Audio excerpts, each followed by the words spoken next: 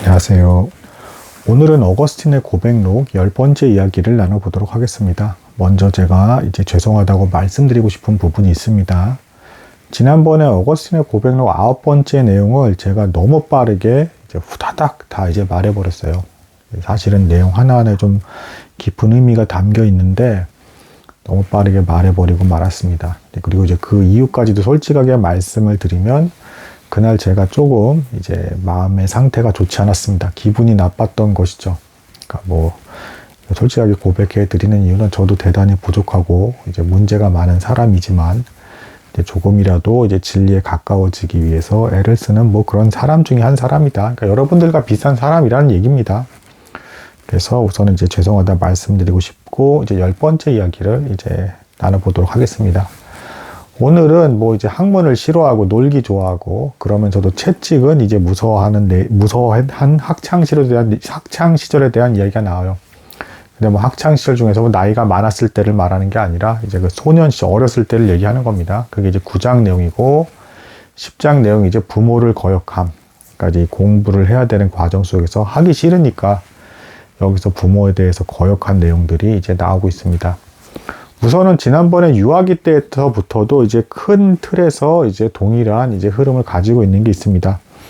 어거스틴은 이제 어머니의 태 중에 있는 중에서부터도 우리가 죄악 중에 잉태되었다. 이제 원죄라고 하죠. 그러니까 우리는 죄를 가지고 태어나는 존재이기 때문에 항상 이기적인 어떤 선택만 하게 되고 그것이 단지 악이었기 때문에 그게 이뻐 보이고 귀여워 보이기 때문에 용인이 됐을 뿐이지 우리가 이제 아기 때부터도 우리는 죄를 지을 수밖에 없는 불쌍한 존재이다. 대표적인 예로 동생이 태어나면 동생이 엄마의 젖을 먹게 됐을 때 배우지도 않았는데 질투하는 이런 모습들을 보더라도 우리는 날 때부터 죄인이다라는 이제 어거스틴의 중요한 고백을 이제 지난번에 나눴습니다.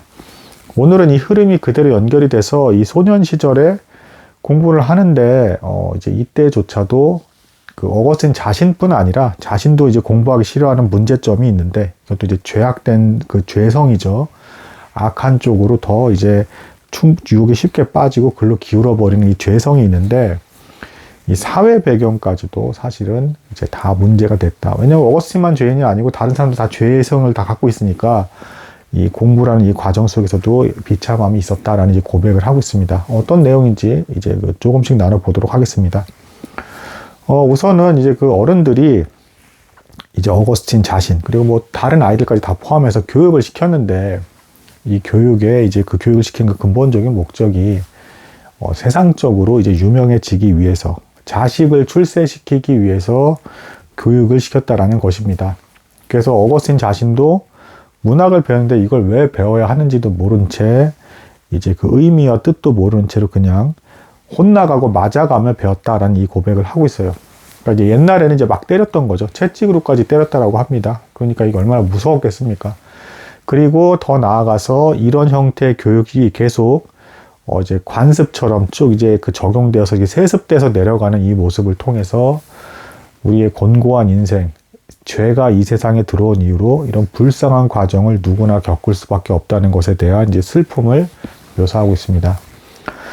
사실은 이 어거스틴이 이 고백록을 썼을 때가 이제 뭐 대략 이제 기원은 400년 경인데, 근데 지금 시대가 이제 1800년 전, 그러니까 대략 이제 한, 얼마입니까? 한 1600년? 1600년 정도가 지났으니까, 이렇게 지났는데도, 여러분들 주변에 보시면 공부의 동기가 사실 뭡니까?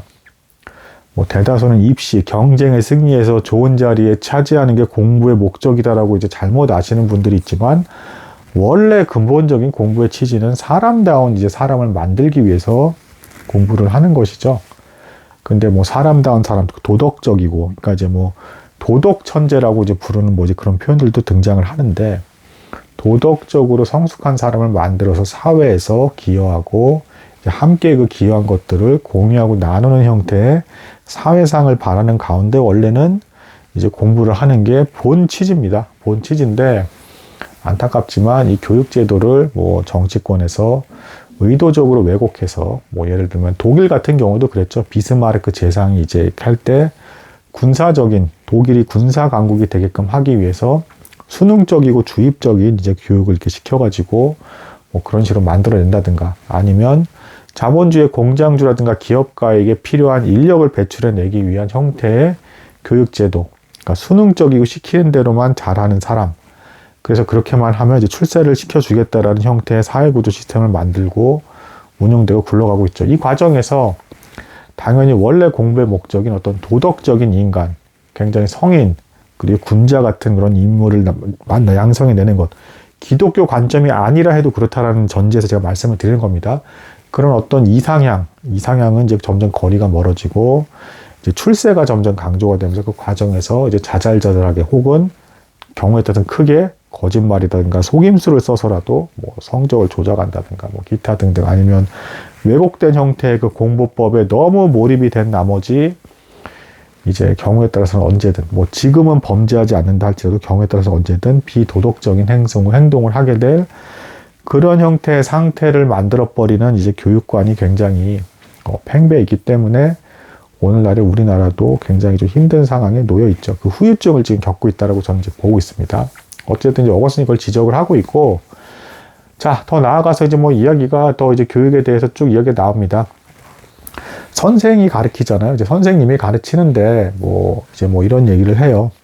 뭐 열심히 해라, 공부해라, 뭐 부지런히 살아라, 뭐 이런 교육을 받았겠죠. 당연히 받았는데 정작 선생도 이제 그렇게 사는 것 같지는 않더라. 뭐 선생님이라고 해봤자 사실 뭐 먼저 태어나서 더 아이보다는 많은 지식이 쌓여있는 상태니까 그걸 전달하는 것 뿐인 거고, 선생도 아이랑 똑같이 노는 거 좋아하는 건 마찬가지더라. 그리고 아이들이 뭐 내기샷 같은 거라고 할 때 굉장히 분노하는 것과 마찬가지로 선생들도 서로 이제 누군가 논쟁을 주고받을 때 지게 되면 분노하더라. 그러니까 애나 어른이나 다 그 죄성을 가지고 태어나고 그 죄성을 극복하지 못하고 여전히 그렇게 불쌍한 상태로 사회가 지금 작동하고 돌아가는 원리 속에서 죄가 역사하는 줄도 모르고 비참한 상태로 그렇게 살아가더라라는 걸 지금 묘사하고 있는 것입니다. 자, 그리고 뭐 이제 부모를 거역함, 이제 10장인데, 이제 결국 이제 공부하기 싫어서 거역하고 이제 뭐 잔머리 쓰고 꾀를 쓰고 하다 매도 맞고 뭐 이랬다는 얘기예요. 어쨌든 근데 어거스틴이 그걸 부인하진 않습니다. 그 공부를 어린들이 시키는 것에 대한 그 동기는 왜곡되었지만 어쨌든 공부를 하면 유익한 건 맞다라는 것이죠. 기독교인에게 1차적인 공부의 목적은 사실은 하나님을 더 잘 알 수 있기 때문에 공부를 하는 겁니다. 기독교인에게 이제 그 공부의 목적은. 왜냐하면 하다못해 글자를 읽을 줄 알아야 성경을 볼 거 아닙니까? 그리고 그 외에 과거에도 뭐 이제 과학자 뉴턴 시대 때만 하더라도 과학자들이 뭐 단순히 과학적인 것 그 자체만 추구했던 게 아니라 신께서 보여주신 성경의 질서를 이제 과학적으로 증명하고 더 명확하게 알겠다, 하나님을 더 명확히 알고 싶다라는 관점에서 과학을 발전시켰죠. 그래서 참고로 이제 과학자 뉴턴도 과학책보다 신학책을 더 많이 쓴 특이한 사람입니다. 아무튼 뭐 이제 이런 배경과 연결돼서도 보시면 더 이해가 빠르실 텐데, 동기는 잘못됐지만 어쨌든 공부를 하면 유익한 것인데 나는 태만했고 그리고 기억력이나 머리에 있어서 전혀 부족함이 없었음에도 불구하고 게으름을 피워서 혼난 일이 있었고, 어른들은 그렇게 해서 혼나게 되는 거에 대해서 오히려 가볍고 유쾌하게 뭐 다 그러면서 크는 거 하면서 웃으면서 넘기더랍니다. 하지만 아이 입장에서는 되게 무섭겠죠. 그러니까 아이 입장에서 그 교육제도 안에서 그걸 배우고 뭐 외우고 이걸 뭐 시험을 잘 치고 하는 게 마치 인생의 전부처럼 보일 때잖아요. 그래서 그때의 그 고통은 생각보다 대단히 큰 것이었고 또 어른들이 그렇게 비웃을 만한 것은 아니었다. 어른들은 다 지나갔다 해서 웃고 말을 하지만 그 시점에 놓인 아이 입장에선 또 대단히 괴롭다, 뭐 이런 얘기를 하고 있습니다. 자, 그래서 이제 10장에서 아주 중요한 표현이 또 하나가 나오는데, 하나님께서는 세상을 창조하셨지만 죄를 짓지 않으셨습니다. 그러니까 인간이 죄를 창조했다라고 제가 전에 말씀을 드렸죠. 어거스틴이 이렇게 말했다고.